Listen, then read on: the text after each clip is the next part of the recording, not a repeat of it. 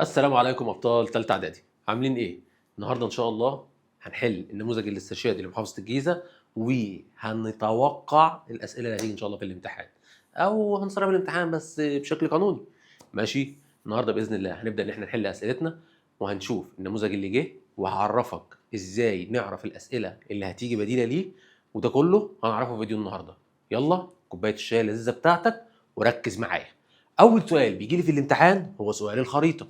طب يا مستر السؤال السنه دي هيجي لي ايه؟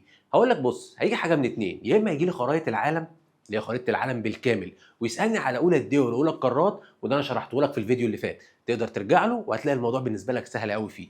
ماشي، وده استبعد ان هو يجي في الجيزه. طب ايه اللي هيجي في الجيزه؟ اقول لك المتوقع يجي في الجيزه دوله من الدولتين دول، يا اما هيجي دوله نيجيريا، يا اما هيجي المانيا، وهقول لك كمان ايه اللي متوقع يجي فيهم. طب نبدا اول حاجه يا مستر ونحل النموذج الاسترشادي. اقول لك يلا هنبدا سؤال سؤال في النموذج الاسترشادي، والسؤال اللي هنخلصه هنقول ايه اللي هيجي بداله في امتحاننا بتاع بكره ان شاء الله. يلا نبدا. اول سؤال عندنا سؤال الخريطه. طب سؤال الخريطه اول حاجه بيتكلم عن ايه؟ هو جه سالني في كذا نقطه. اول نقطه سالني فيها العاصمه القديمه، تاني حاجه سالني في النهر، تالت حاجه سالني في الهضبه، وبعد كده سالني في حاجه حدوديه من حدود الدوله. طب ماشي يا مستر، يبقى احنا كده عايزين نعرف ايه؟ اقول لك لو جالي خريطه غير البرازيل، ودي اللي محتمل بنسبه كبيره ان هي ما تجيش، يعني بنسبه كبيره ما يجيبليش البرازيل، يا اما يجيب لي المانيا، يا اما هيجيب لي دوله نيجيريا، فاقول لك هيسال على العاصمه القديمه او العاصمه الجديده، وده احنا هنتكلم فيه دلوقتي. بس نحل اول حاجه العاصمه القديمه لدوله البرازيل، اللي هيقول لي برازيليا هضربه. ليه؟ دي العاصمه الجديده. ماشي، لكن العاصمه القديمه ريو جانيرو. يبقى انا عندي لو جه سالني هيسالني في العواصم، يبقى انا لازم اكون عارف العواصم سواء القديمه او الجديده في الدول، ودي هوريها لك دلوقتي. طب تاني حاجه قال لي نهر. هو نهر ايه اللي موجود عندي اصلا في البرازيل؟ ده البرازيل كلها ما فيهاش غير هو نهر واحد يا مستر، اللي احنا فاكرينه هو نهر الامازون. يبقى انا عندي النهر، قلنا نهر الامازون. الهضبه هضبه البرازيل.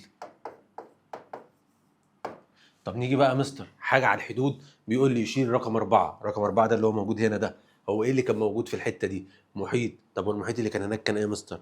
الهادي ولا الهندي ولا الاطلنطي ولا القطبي؟ اقول لك بالراحه، طالما دوله البرازيل فاللي كان على يميني على طول المحيط الاطلنطي. طب ده كده يا مستر احنا حلينا الخريطه اللي موجوده في النموذج الاسترشادي، وانت قلت لي بنسبه كبيره دي ممكن ما تجيش. امال ايه اللي هتجيلي؟ اقول لك تعالى بص معايا.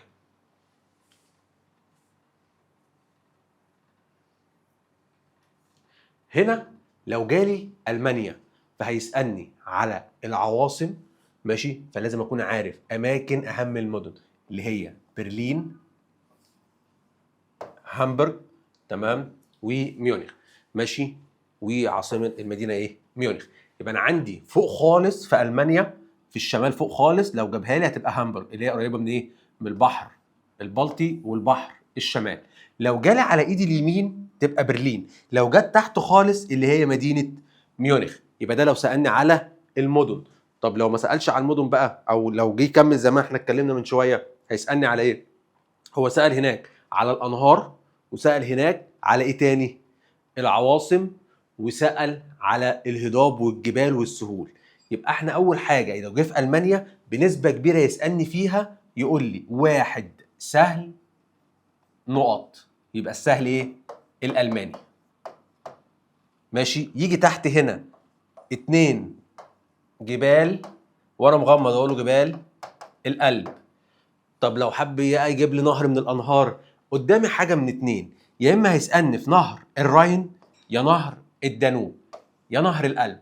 يبقى انا عندي النهرين اللي ممكن يسال فيهم بنسبه كبيره هم دول، نهر الدانوب وده اللي في الجنوب، وعندي نهر الراين وده اللي على الشمال. يبقى انا لو جه سالني هيسالني في ايه؟ نكبر كده الشاشه.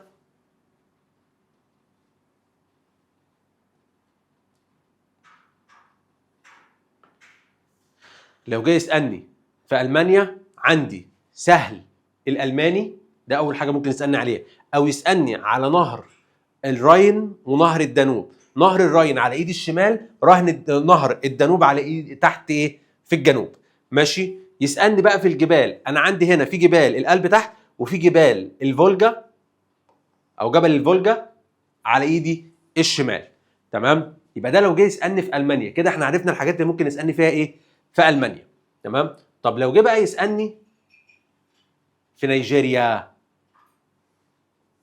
في نيجيريا هيسالني على المدن.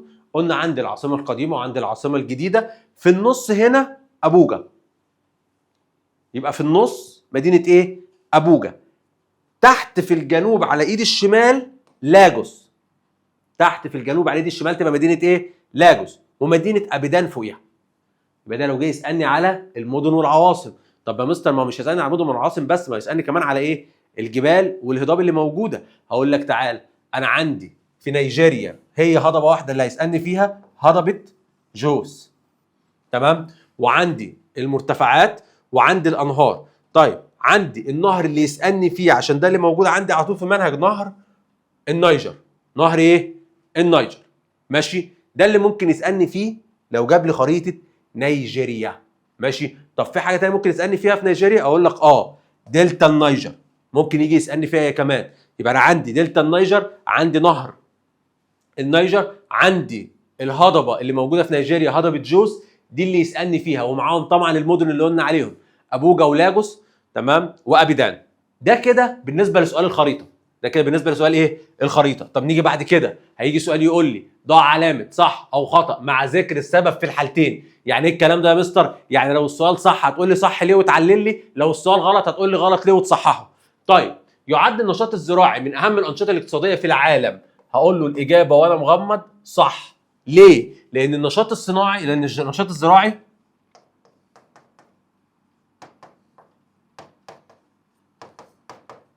مصدر لغذاء الانسان. يبقى اول حاجه ان النشاط الزراعي ده مصدر لغذاء ايه؟ الانسان. طب ايه تاني؟ مواد خام للصناعه، يرتبط بتربيه الحيوانات. طب ايه المتوقع بكره يا مستر في الجيزه يجي لي؟ اقول لك المتوقع يجي اذكر اهميه او صح وغلط اهميه نشاط الصناعه. طب ايه هي اهميه نشاط الصناعه؟ توفير الاحتياجات الذي يحتاجها، او توفير المواد التي يحتاجها الانسان، او توفير احتياجات الانسان. تمام؟ يبقى انا عندي الصناعه متوقع انه يجي. تمام؟ او اذكر اهميه او صح وغلط. يقل اهميه نشاط التعدين. لا، نشاط التعدين مهم. ليه؟ استخراج المواد الخام اللازمه للصناعه، وتاني حاجه كمان ان انا بستخدمه في ايه؟ انتاج مصادر الطاقه زي البترول، الفحم، الغاز الطبيعي. ماشي؟ طيب نيجي ما النتائج المترتبه على صغر مساحه الحقول الزراعيه في الزراعه الكثيفه. هقول له النتيجه اللي ترتبط عندي في السؤال ده صعوبه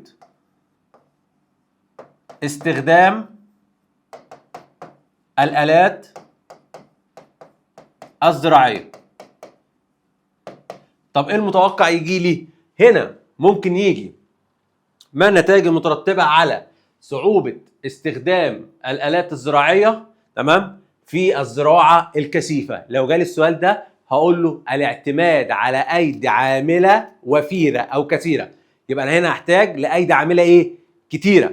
ماشي؟ طب ايه تاني ممكن يجي لي؟ ما النتائج المترتبه على اعتماد الزراعه التجاريه او الزراعه الحديثه على الاساليب العلميه الحديثه او اتساع مساحتها. لو قال لي اتساع مساحتها فهو سهل عليا قوي كده، فاقول له الاعتماد على الالات الزراعيه ايه؟ الحديثه. تمام؟ طب لو قال لي الاعتماد على الاساليب العلميه الحديثه، هقول له النتيجه اللي ترتبط على كده زياده الانتاج. زياده الانتاج وعدم الاحتياج لايدي عامله كثيره. يبقى انا عندي لو قال لي ايه النتائج اللي ترتبط على اعتماده على استخدام الالات الزراعيه الحديثه، هقول له اول حاجه زياده الانتاج وقله الايدي العامله، ما بقتش محتاج ايدي عامله هناك كتير. ماشي؟ طب السؤال الثاني، انتشار حشائش السافانا والستيبس في معظم قارات العالم. زياده الانتاج الحيواني والمراعي. يبقى زياده الانتاج الحيواني وايه؟ والمراعي. طب ايه اللي ممكن يجي لي مكانها؟ يا مستر اللي ممكن يجي لي مكانها في الحته دي؟ هقول لك يجي هنا ما النتائج المترتبه على زياده المراعي في دوله الصين. اصبحت المركز الاول في انتاج العديد من الاغنام والماعز. ليه؟ موجود فيها مراعي. ماشي. ممكن يجي لي ما النتائج المترتبه على العباده الهندوسيه. تمام. اصبحت الهند المركز الاول في الابقار. ماشي. ده كده الاسئله المتوقعه اللي ممكن تجي لي فين؟ في النقطه دي. طب نيجي بعد كده، دلل على صحه العباره الاتيه. ايه الدليل ان العباره دي صح؟ تحتل قاره اسيا مركز متقدما في انتاج معظم المحاصيل الزراعيه.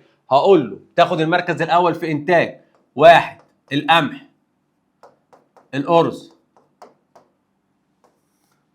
القطن، المطاط. يبقى انا عندي هنا اسيا تاخد المركز الاول في العديد من المحاصيل. عندي قطن، عندي قمح، عندي مطاط، كل دي نباتات او محاصيل اسيا بتاخد فيها المركز ايه؟ الاول. يبقى انا عندي هنا كده عرفنا السؤال. ممكن يجي لي ايه بديل ليه؟ ايه السؤال اللي ممكن يجي هنا؟ دلل قاره اسيا مركز متقدما في انتاج معظم المحاصيل الزراعيه. ايه اللي ممكن يجي لي تاني هنا؟ لو جه ممكن يقول لي دلل تحتل امريكا الشماليه مركز متقدم في انتاج بعض المحاصيل. هروح شايل كل اللي انا قلته ده واكتب ايه؟ المركز الاول في الذره.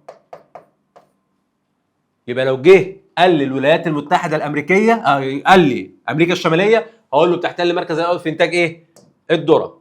تعددت مصادر انتاج الكهرباء في العالم. ايه الدليل ان عندي مصادر الكهرباء في العالم متعدده؟ بقول له انتاج الكهرباء عن طريق الغاز الطبيعي، عن طريق الطاقه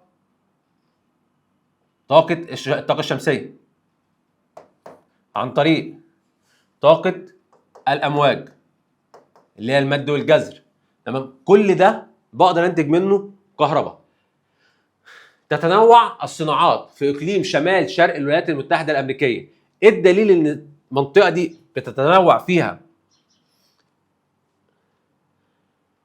الصناعات؟ هقول له ان انا عندي صناعات زي صناعه السيارات، صناعه الطيارات، عندي كمان صناعات الالكترونيه، وعندي صناعه الغذائيه، وصناعه المنسوجات. ماشي. يبقى انا عندي هنا ده مجموعه من الصناعات اللي موجوده عندي فين؟ في اقليم شمال شرق الولايات المتحده. تمام. طيب ممكن يجيب لي سؤال عليه تاني يقول لي ممكن يجي لي في صح وغلط. يقول لي صح او غلط يعد اقليم شمال شرق الولايات المتحده من اهم الاقاليم الصناعيه في العالم القديم. وانا مغمض راح قايل له ايه؟ الاجابه غلط. ليه؟ لانه هو من اهم الاقاليم الصناعيه اللي موجوده عندي في العالم الجديد. ماشي. طيب ممكن يجي يسالني على الاقاليم الصناعيه، سؤال لازم يجي في الامتحان. سؤال لازم يجي في ايه؟ في الامتحان. وهنا اتوقع ان ممكن يجيب لي بدل شمال شرق الولايات المتحده يروح جاي شايلها خالص ويجيب لي مكانه اقليم وسط وغرب اوروبا. اتوقع ان اللي هيتشال هنا هيتشال اقليم شمال شرق الولايات المتحده ويجي لي مكانه وسط وغرب ايه؟ اوروبا. طيب توجد علاقات ثقافيه ما بين مصر والمانيا. وانا مغمض اقول له عندي الجامعه الالمانيه في القاهره ومركز الثقافه الالماني. طب لو جه سالني، متوقع يسالني في واحده من الاثنين، اذكر العلاقه اللي موجوده ما بين البرازيل واللي موجوده ما بين ايه؟ المانيا. يبقى بين البرازيل وبين نيجيريا. واحده من الاثنين بنسبه كبيره هتجيلي ان شاء الله في الامتحان. يا اما يقول لي على العلاقه اللي موجوده ما بين مصر والبرازيل، ودي طبعا علاقه تعتبر اقتصاديه. ليه؟ انا بصدر وبستورد منها. تمام. ونيجيريا نفس الكلام. والاثنين موجودين عندي في الفيديو بتاع شرح المنهج بالكامل، تقدر ترجع له وهتلاقي موجودين فيه. طيب بعد كده بيقول لي حدد المواد الخام اللازمه للصناعات الاتيه. ماشي، عندي صناعه اطارات السيارات، نسيج الصوف، تمام، وعندي الالومنيوم. هو عايز مني الماده الخام واولى الدول اللي بتنتجها. يعني عايز مني كده في كل نقطه حاجتين، هقول له الماده الخام اللي انا بنتج منها. يعني مثلا هاجي هنا عندي اطارات السيارات، الماده الخام بتاعتها المطاط. بس كده اقول لك لا، ده انا لسه عايز اولى الدول في انتاج الماده الخام دي. طب ايه هي اولى الدول في انتاج الماده الخام؟ هي المطاط عندي كانت اولى الدول في انتاجها ايه؟ تايلاند. ماشي، يبقى انا عندي اولى الدول في انتاجها تايلاند. طب بالنسبه لنسيج الصوف، الماده الخام بتاعته الصوف. طب اولى الدول في انتاجه كان عندي مين؟ استراليا. ماشي، طيب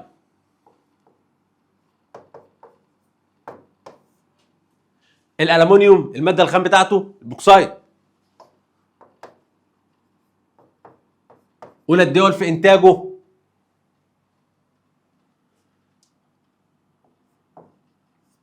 استراليا. وخلي بالي هنا ان هو سالني على الماده الخام اولى الدول في انتاجها، سالني على الماده الخام اولى الدول في انتاجها. تمام. طيب نيجي بعد كده، تعددت مصادر الطاقه من الموارد المهمه التي لا غنى عنها سواء على مستوى الصناعه او على مستوى الاستخدامات البشريه. في ضوء العباره حدد اهميه الفحم. هقول الفحم مصدر طاقه قامت عليه الثوره الصناعيه الحديثه، تمام، وفضل مصدر الطاقه الرئيسي حتى بدايه القرن العشرين. يبقى عندي هنا الفحم مصدر الطاقه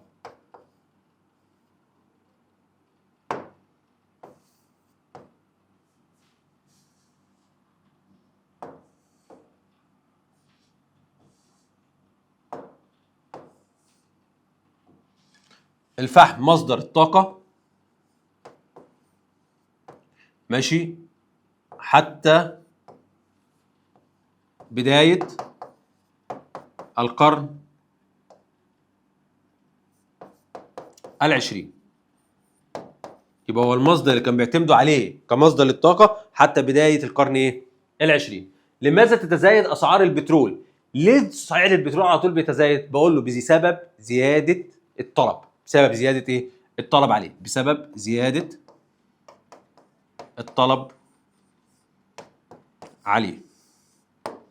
ماشي؟ طب ايه المتوقع يجي لي هنا؟ هيجي لي بما تفسر او ليه، ماشي، زيادة الاعتماد على الغاز الطبيعي. ليه بدأنا نزود اعتمادنا من الغاز الطبيعي؟ هقول له بسبب سهولة نقله وسهولة التسهيل. هو سهل يتنقل وسهل ان انا ايه؟ احوله سائل. طب تاني حاجة هقول له بسبب رخص تكلفته او ثمنه، سعره رخيص. يبقى اول حاجة ان سعره رخيص، تاني حاجة سهل النقل وايه؟ والتسهيل. كده دي الاسئلة اللي متوقعة تيجي في الجغرافيا. طب ايه اللي ممكن يجي لي بقى في التاريخ؟ هنيجي نحل اسئلة التاريخ مع بعض ونشوف ايه السؤال اللي ممكن يجي مكانها. تشكلت لجنة الوفد المركزي للسيدات سنة 1920 برئاسة هدى شعراوي. طب ايه السؤال اللي ممكن يجي لي مكانه؟ ممكن يجي لي أول صحيفة نسائية أو أول جريدة نسائية كانت على يد من؟ هتبقى جميلة حافظ. تبقى إيه؟ جميلة حافظ. طبعا لازم أكون عارف مين هي أول سيدة تمسك منصب وزارة في مصر عندي. ماشي؟ طيب تاني حاجة، شاركت انجلترا في العدوان الثلاثي على مصر نتيجة انجازات ثورة يناير في المجال.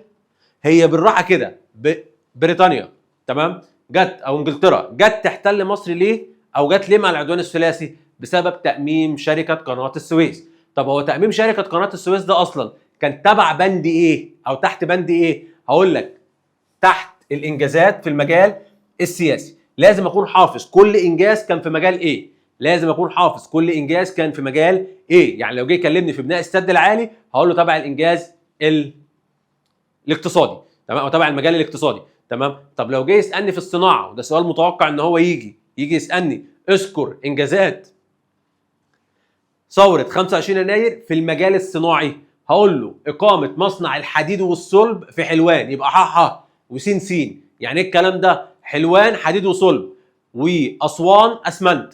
يبقى أنا عندي أسوان فيها مصنع الأسمنت، الحديد والصلب موجود في حلوان. نكمل.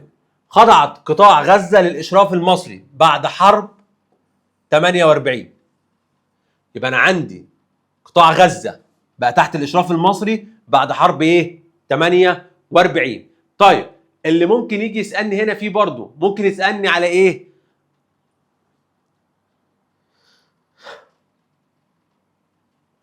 تم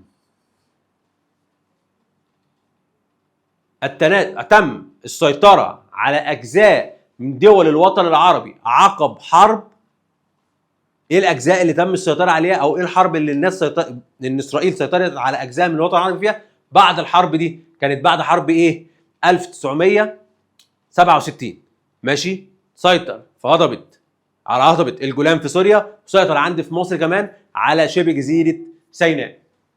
طيب يعين الامين العام لجامعه الدول العربيه بموافقه مجلس الجامعه. تمام. ويا ريت نرجع لحل الاسئله اللي انا حللها ونزلت امبارح، اللي هي مراجعه ليله الامتحان باذن الله مش خارج منها، الاسئله هتيجي منها ان شاء الله بالنص، يا ريت نرجع لها كويس. بما تفسر عدم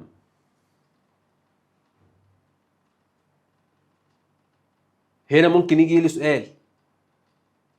ايه السؤال اللي ممكن يجي لي هنا؟ تمام. ممكن يجي يسالني في المقرات، وانا قايل النقطه دي مهمه. يجي مثلا يسالني مقر الامم المتحده موجود فين؟ في مدينه نيويورك. ماشي. يسالني على اليونيسيف، يسالني على منظمه اليونسكو، تمام، الفاو. لازم نكون عارفين المنظمات اماكنها فين، كل منظمه المدينه بتاعتها فين، ودي احنا شارحينها برضو في الفيديو بتاع المراجعه. طيب بعد كده بما تفسر عدم وجود حياه ديمقراطيه سليمه قبل ثوره 23 يوليو، هقول له لانها كانت مجالس استشاريه فقط. لا هنا لا، ستوب.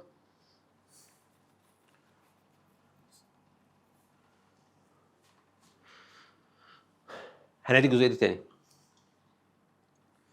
بما تفسر عدم وجود حياه ديمقراطيه سليمه في مصر قبل ثوره 23 يوليو، هنا هقول له ايه؟ بسبب انتشار الفساد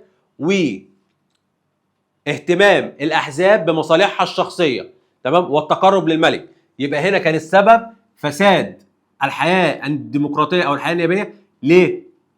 بسبب فساد الاحزاب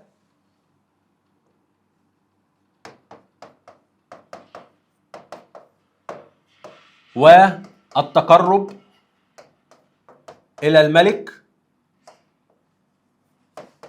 والمصالح الشخصيه. طب ايه السؤال يا مستر انت متوقع يجي مكانه هنا؟ هقول لك لم تكن توجد حياه ديمقراطيه في مصر في عهد محمد علي. ليه؟ او حياه نيابيه سليمه في مصر في عهد محمد علي. ليه؟ هقول له بسبب انها كانت مجالس استشاريه لا يؤخذ برايها. بمعنى المجالس اللي محمد علي عملها، اللي هو مجلس المشوره ومجلس العالي اللي احنا قلناهم، المشوره اللي فيه حرف الميم اللي عمله محمد علي، مجلس الشورى بس ده اللي عمله مين؟ خديوي اسماعيل. مجلس شورى القوانين ده اللي عملته بريطانيا. ماشي. طيب محمد علي عمل مجلسين، مجلس فيه ميم ومجلس فيه عين، مش هو محمد علي؟ يبقى المجلس اللي فيه الميم اللي هو مجلس المشوره، المجلس اللي فيه العين اللي هو مجلس العالي. الاثنين مجالس استشاريه لا يؤخذ برايها. بمعنى المجلس موجود، انا بعرض عليه اللي انا عايز اعمله، وفي الاخر انا هعمله، الراي بتاعه بالنسبه لي مش ملزم، انا مش همشي على كلامه، تمام. فتبقى مجالس استشاريه لا يؤخذ برايها. طيب هزيمه الدول العربيه في عدوان 1967 بسبب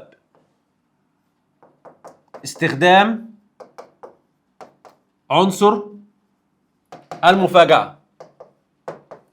2 مساندة أمريكا لإسرائيل في الحرب من خلال مدها بأحدث الأسلحة.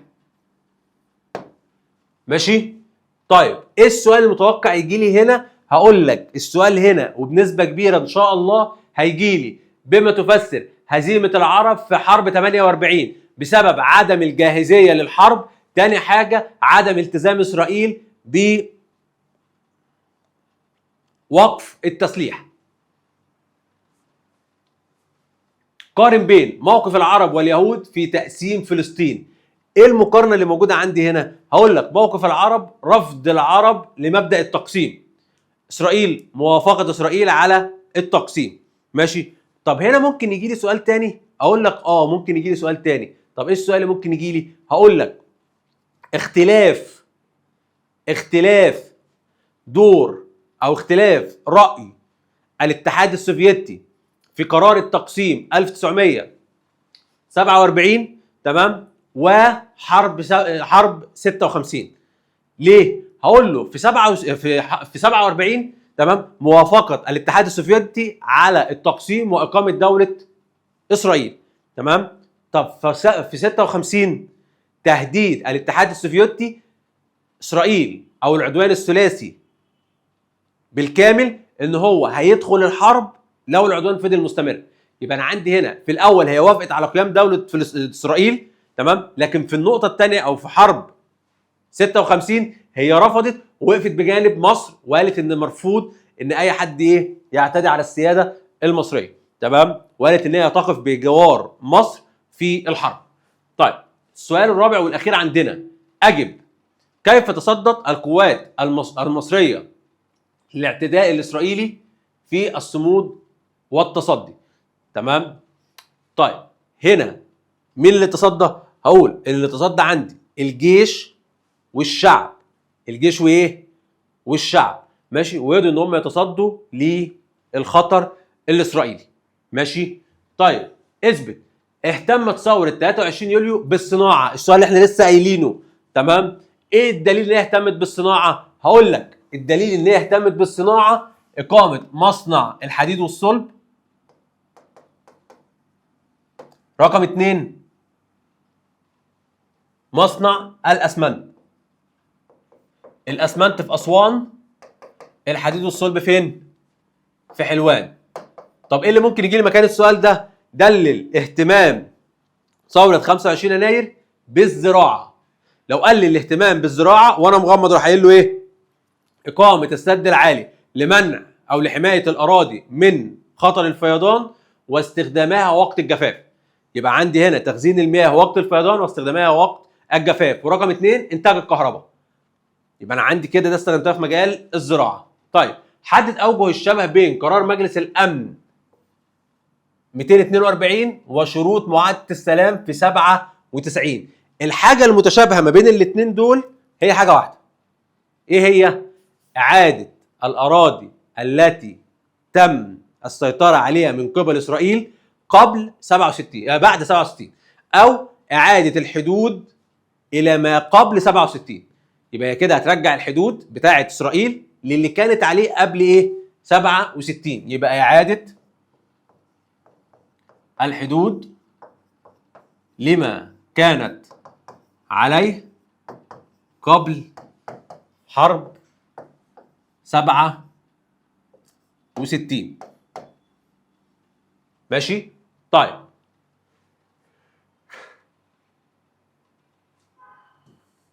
من هو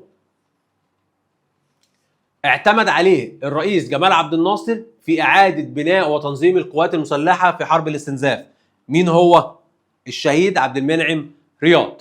يبقى أنا عندنا اللي اعتمد عليه كان مين؟ الشهيد عبد المنعم رياض. طب المتوقع يجي لي مين هنا في الشخصية دي؟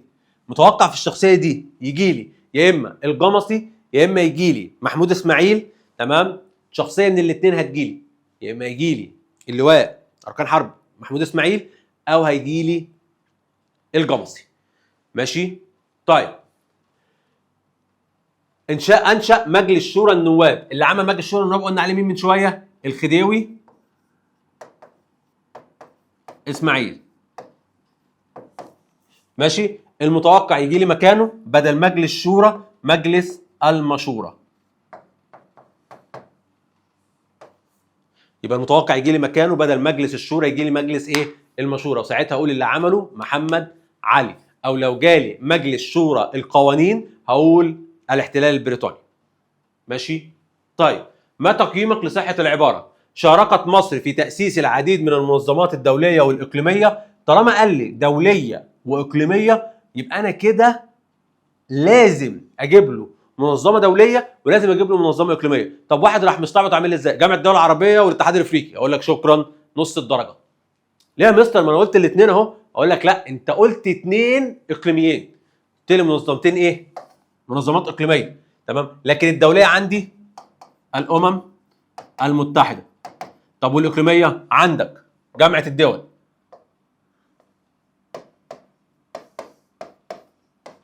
الاتحاد الافريقي. تمام؟ وعندي كمان غير الامم المتحده عدم الانحياز، منظمه عدم ايه؟ الانحياز. طيب ان اختيار السلام بديلا للحرب يعود بالنفع على الوطن العربي. ايه النفع اللي انا شفته من السلام؟ عندي 1 الاستقرار والامن. 2 حركة عجلة التنمية. 3 نشاط الاقتصاد.